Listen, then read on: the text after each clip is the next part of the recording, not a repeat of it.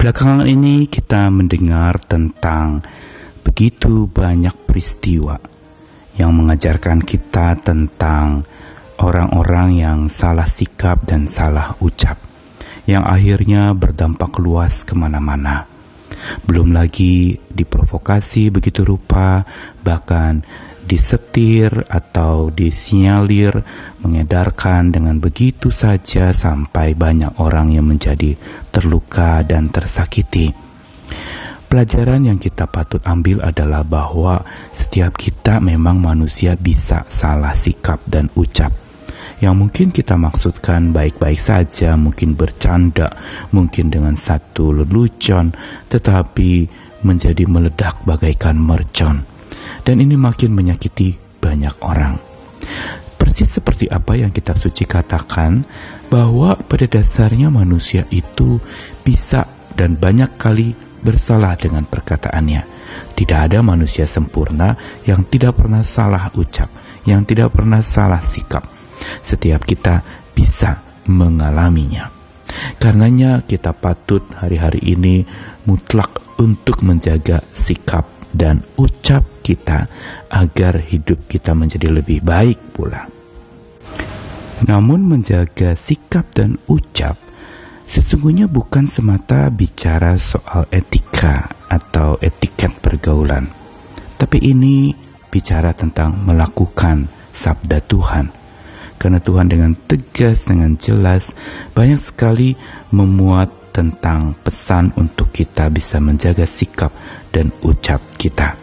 Saya Nikolas Kurniawan mengajak kita merenungkan hari ini dari beberapa ayat sabda Tuhan. Yang pertama dari Mazmur 34 ayat 12 sampai ke 15. Marilah anak-anak, dengarkanlah aku, takut akan Tuhan akan kuajarkan kepadamu. Siapakah orang yang menyukai hidup, yang mengingini umur panjang untuk menikmati yang baik? Jagalah lidahmu terhadap yang jahat dan bibirmu terhadap ucapan-ucapan yang menipu. Jauhilah yang jahat dan lakukanlah yang baik. Carilah perdamaian dan berusahalah mendapatkannya. Lalu dari Injil Matius pasal 12 ayat 33 sampai 37. Jikalau satu pohon kamu katakan baik, maka baik pula buahnya. Jika satu pohon kamu katakan tidak baik, maka tidak baik pula buahnya. Sebab dari buahnya pohon itu dikenal. Hai kamu keturunan ular beludak, bagaimana kamu dapat mengucapkan hal-hal yang baik sedangkan kamu sendiri jahat? Karena yang diucapkan mulut meluap dari hati. Orang yang baik keluarkan hal-hal yang baik dari perbendaharaan yang baik. Dan orang jahat mengeluarkan hal-hal yang jahat dari perbendaharaannya yang jahat. Tapi aku berkata kepadamu, setiap kata sia-sia yang diucapkan orang harus dipertanggungjawabkannya pada hari penghakiman. Karena menurut ucapanmu engkau akan dibenarkan, dan menurut ucapanmu pula engkau akan dihukum. Dan satu ayat lagi dari 1 Petrus pasal 3 ayat yang ke-10. Siapa yang mau mencintai hidup dan mau melihat hari-hari baik, ia harus menjaga lidahnya terhadap yang jahat dan bibirnya terhadap ucapan-ucapan yang menipu. Apa yang dicantumkan di dalam ayat-ayat yang dibacakan tadi mau mengingatkan kepada kita sebagian dari begitu banyaknya pesan-pesan firman Tuhan mengenai menjaga lidah. Bukankah apa yang dikatakan dalam Mazmur tadi sudah jelas? Karena lidah itu bisa membawa kepada kejahatan. Jaga lidahmu terhadap yang jahat dan bibirmu terhadap ucapan-ucapan yang menipu. Ini merupakan bagian dari sebuah upaya orang yang hidupnya takut akan Tuhan, yaitu dia menjaga lidahnya. Kalau orang menyukai hidup, bukan kebinasaan, kepingin hidup yang baik, yang penuh dengan kehidupan, maka kata-kata patut dijaga, ucapan dan sikap patut untuk diwaspadai. Karena dikatakan di dalam ayat yang ke-15 tadi, Mazmur 34, carilah perdamaian dan berusahakanlah mendapatkannya. Berusaha mendapatkan perdamaian dan mencari perdamaian, itulah goal dari setiap sikap dan ucap kita. Bukan kita berpura-pura, tetapi Tujuannya adalah untuk terciptanya sebuah harmoni dalam damai yang sesuai dengan apa yang Tuhan inginkan.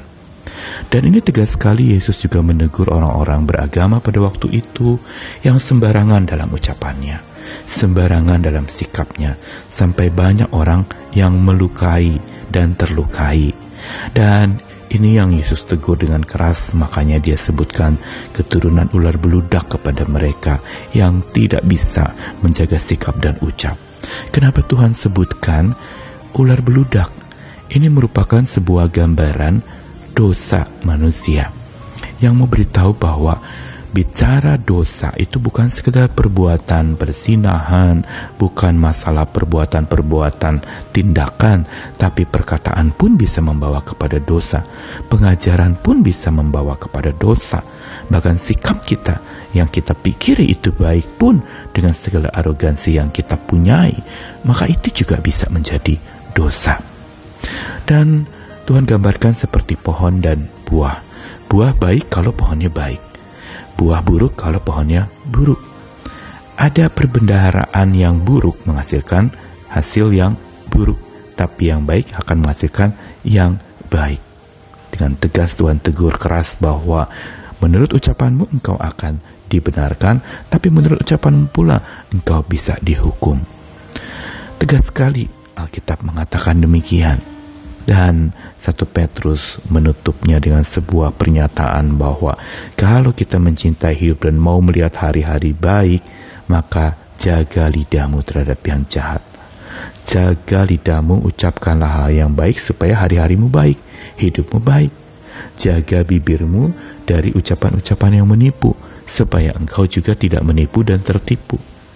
Dan jelas sekali apa yang dikatakan ini mau ajarkan kepada kita, sekaligus mengingatkan kita bahwa salah sikap dan ucap yang tertancap di hati manusia dan kadung melukai jiwa manusia itu bisa membuat orang jadi mata gelap, bisa menyebabkan kekacauan hanya oleh kicauan-kicauan yang diperdengarkan dan diperluas kemana-mana dan disetir begitu rupa, bahkan dibentuk sampai akhirnya meluas kemana-mana. Dan ini menyebabkan kekacauan, orang jadi mata gelap karena dilukai oleh kata-kata dan sikap orang-orang, dan juga menjadi kalap melalap apapun juga.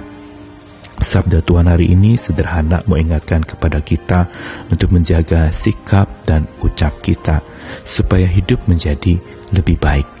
Dan menjaga sikap dan ucap ini juga merupakan sebuah pemberitaan kabar baik.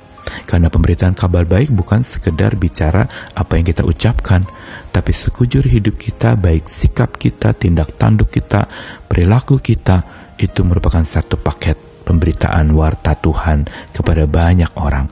Dan orang bisa melihat keselamatan yang dari Tuhan lewat sikap dan ucapan kita.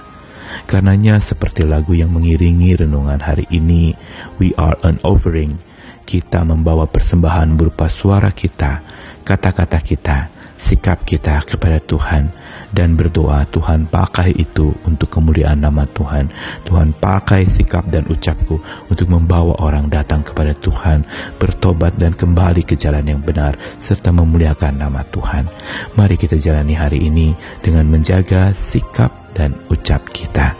Tuhan menyertai kita sekalian. Amin.